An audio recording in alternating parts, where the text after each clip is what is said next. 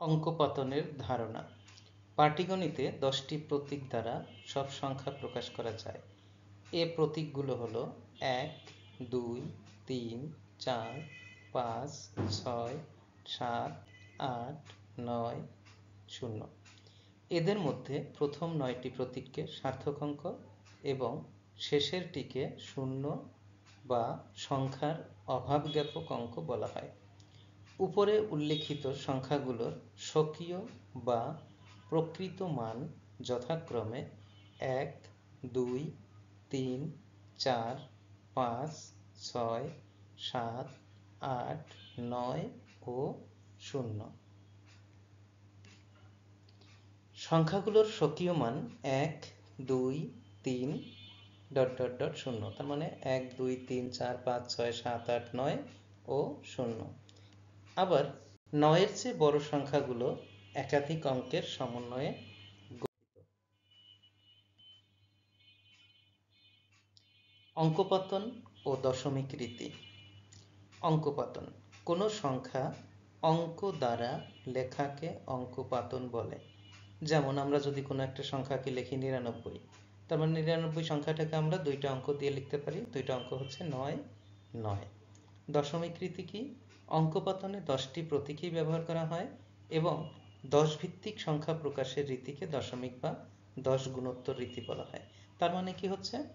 দশমিক রীতি হচ্ছে কি, যেহেতু আমরা অঙ্কপতনে যখন সংখ্যাগুলো ব্যবহার করি বা অঙ্কগুলো লিখে একটা সংখ্যা লিখি, তখন দেখা যায় যে প্রথম যে অঙ্কটা একক স্থানীয় অঙ্কটা থেকে দশক স্থানীয় অঙ্কটা 10 গুণ বড়। যেহেতু এভাবে দশক স্থানীয় অঙ্ক থেকে শতক স্থানীয় অঙ্কটি আবার 10 গুণ বড়। তার মানে এভাবে যত আমরা একক থেকে দশক, শতক, হাজারের দিকে যাব, তখনই প্রথম সংখ্যাটি একক থেকে দশকের স্থানীয় অঙ্কটি 10 গুণ বড়, দশক থেকে শতকের স্থানটি 10 গুণ বড়, শতক থেকে হাজারের স্থানটি 10 গুণ বড়। এভাবে প্রত্যেকবারে 10 গুণ 10 গুণ করে বড় হয় বলে এটাকে আমরা 10 ভিত্তিক রীতি বা দশমিক বা 10 গুণোত্তর রীতি বলে থাকি। স্বকীয় মান। স্বকীয় মান কি? কোনো সংখ্যা ব্যবহৃত অঙ্কগুলোর মান তার অবস্থানের উপর নির্ভর করে।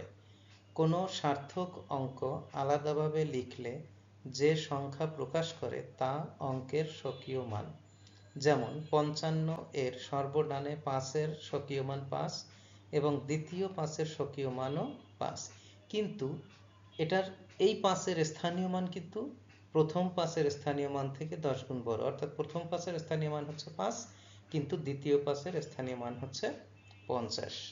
তাহলে আমরা আসি এখন স্থানীয় মানে। স্থানীয় মান: কয়েকটি অঙ্ক পাশাপাশি লিখলে কোনো সার্থক অঙ্ক তার অবস্থানের জন্য যে সংখ্যা প্রকাশ করে তাকে ওই অঙ্কের স্থানীয় মান বলে। যেমন 999 সংখ্যাটির সর্বডানের 9-এর স্থানীয় মান 9। ডান দিক থেকে দ্বিতীয় ও তৃতীয় স্থানে 9-এর স্থানীয় মান যথাক্রমে 90 ও 900। তাহলে দেখা যাচ্ছে একই অঙ্কের স্থান পরিবর্তনের ফলে স্থানীয় মানের পরিবর্তন হয়, কিন্তু স্বকীয় মান একই থাকে। অর্থাৎ এই যে একক স্থানের যে 9-এর যে স্বকীয় মান সেটা 9, দশক স্থানের 9-এর স্বকীয় মান সেটাও 9, শতক স্থানের 9-এর স্বকীয় মান সেটাও 9, কিন্তু এটার স্থানীয় মান প্রথম মানে একক স্থানীয় 9-এর স্থানীয় মান হচ্ছে 9, দশক স্থানীয় অঙ্কের স্থানীয় মান হচ্ছে 90 এবং শতক স্থানের 9-এর স্থানীয় মান হচ্ছে 900। অর্থাৎ আমরা এখানে লিখতে পারি 999 সমান 100 গুণ 9 যোগ 10 গুণ 9 যোগ 1 গুণ 9। তার মানে দেখো 100 গুণ 9 হচ্ছে 900, 10 গুণ 9 হচ্ছে 90 এবং 1 গুণ 9 হচ্ছে 9, টোটাল হচ্ছে 999। দেশীয় সংখ্যা পঠন রীতি। দেশীয় সংখ্যা পঠন রীতিতে পাশাপাশি লিখিত অঙ্কগুলো দ্বারা গঠিত সংখ্যার ডান দিক থেকে প্রথম দিকে প্রথম, দ্বিতীয়, তৃতীয় স্থান বা ঘর যথাক্রমে একক, দশক এবং শতক প্রকাশ করে। চতুর্থ, পঞ্চম, ষষ্ঠ, সপ্তম, অষ্টম স্থানকে যথাক্রমে হাজার, অযুত, লক্ষ, নিযুত, কোটি বলা হয়। যেমন এখানে প্রথম লক্ষ, হাজার, তার মানে কি কোটি, তার মানে কি দেখো একক স্থান, দশক, শতক, হাজার, অযুত। হাজারের ঘরে এখানে আসলে যখন হাজারের ঘরে আসে তখন দুটো অঙ্ক আসে, সেটা হচ্ছে হাজার আর অযুত। লক্ষের ঘরে আসে দুইটা অঙ্ক, লক্ষ, নিযুত এবং কোটি। তার মানে কি প্রথম, দ্বিতীয়, তৃতীয়, চতুর্থ, পঞ্চম, ষষ্ঠ, সপ্তম, অষ্টম, এভাবে সংখ্যাগুলোকে আমরা বসাবো। এককের ঘরের অঙ্কগুলো কথায় লেখা বা পড়া হয় 1, 2, 3, 4 ইত্যাদি। কিন্তু দুই অঙ্কের সংখ্যা 25, 38, 31কে যথাক্রমে 2.5, 3.8, 7.1 পড়া হয় না। এদের বিশেষ নাম আছে, যেমন 85, 38, 71।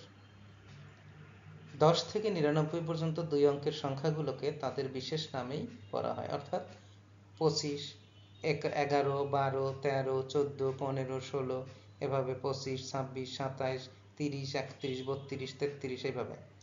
শতকের ঘরের 1, 2, 3 ইত্যাদি অঙ্কগুলোকে যথাক্রমে 100, 200, 300 ইত্যাদি। মানে শতকের ঘরে যদি কোনো সংখ্যা থাকে, মনে করো শতকের ঘরে যদি 5 থাকে তাহলে 500, 6 থাকলে 600, 7 থাকলে 700, 8 থাকলে 800 ইত্যাদি ভাবে পড়া হয়। 4 বা ততোধিক অঙ্কে লিখিত সংখ্যা শুদ্ধভাবে পড়ার জন্য কমা ব্যবহার করা হয়। যে কোনো সংখ্যার ডান দিক থেকে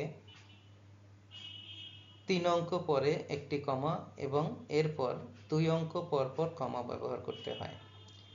যে কোনো সংখ্যার ডান দিক থেকে 3 অঙ্ক পরে একটি কমা এবং এরপর 2 অঙ্ক পর পর কমা ব্যবহার করতে।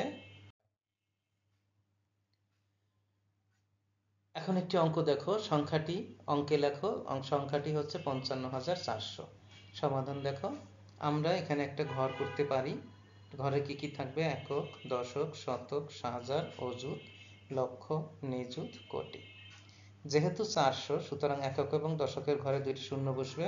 তার মানে এককের ঘরে 0, দশকের ঘরে 0, 400, শতকের ঘরে 4।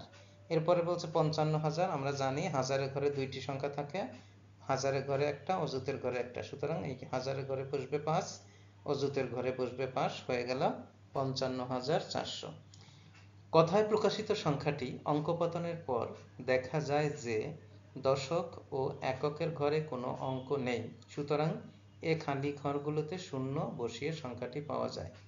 সুতরাং 55,400 সমান 55,400কে আমরা এভাবে কমা দিয়ে প্রথমে 3 ঘর, তারপরে 2 ঘর পরে কমা দিয়ে লিখতে পারি।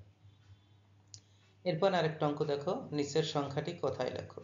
কথায় সংখ্যাটি হচ্ছে 45,789। এই সংখ্যাটিকে কথায় লিখতে হবে। কথায় লেখার জন্য প্রথমে আমরা সংখ্যাটিকে ডান দিক থেকে 3 ঘর পরে কমা বসাবো এবং তারপরে 2 ঘর পরে কমা বসাবো। তাহলে ডান দিক থেকে 3 ঘর পরে কমা বসালে হবে 9, 8, 7 পরে কমা, তারপরে 5, 4। যেহেতু আর কোনো সংখ্যা নেই, সুতরাং আর কোনো কমা আমাদেরকে বসাতে হচ্ছে না।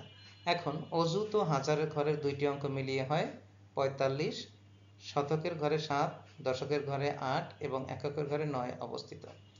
তাহলে এই 7, 8, 9 দিয়ে কি হয়? 789। সুতরাং সংখ্যাটিকে কথায় প্রকাশ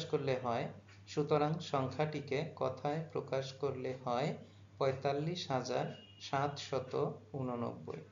উত্তর 45,789। 45,789।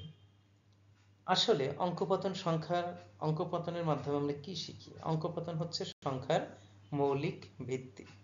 স্থানীয় ও স্বকীয় মান বুঝলে সংখ্যার গঠন স্পষ্ট হয়। তুমি যত ভালোভাবে স্থানীয় মান এবং স্বকীয় মান বুঝবে, কমা ঠিকমতো বসাতে পারবে, ততই তুমি অঙ্কগুলো সহজ পদ্ধতিতে করতে পারবে। দেশীয় পদ্ধতিতে সংখ্যা পাঠ করা সহজ হয়। এরপরে আশা করি তোমরা আজকের পড়া বুঝতে পেরেছ। এভাবে অঙ্কপতনের মাধ্যমে আমরা যদি অঙ্কপতন ঠিকমতো বুঝি, মানে বিশেষ করে কমা বসানো যদি আমরা ঠিকমতো বুঝি দেশীয় রীতিতে এবং আন্তর্জাতিক রীতিতে, তখনই আমরা যে কোনো বড় সংখ্যাকেই খুব সহজেই অঙ্কপতনের মাধ্যমে সঠিকভাবে লিখতে এবং পড়তে পারব। এতক্ষণ ভিডিওটি দেখার জন্য তোমাদের সবাইকে আন্তরিক অভিনন্দন, ধন্যবাদ। সবাই ভালো থাকবে, নিয়মিত প্র্যাকটিস করবে।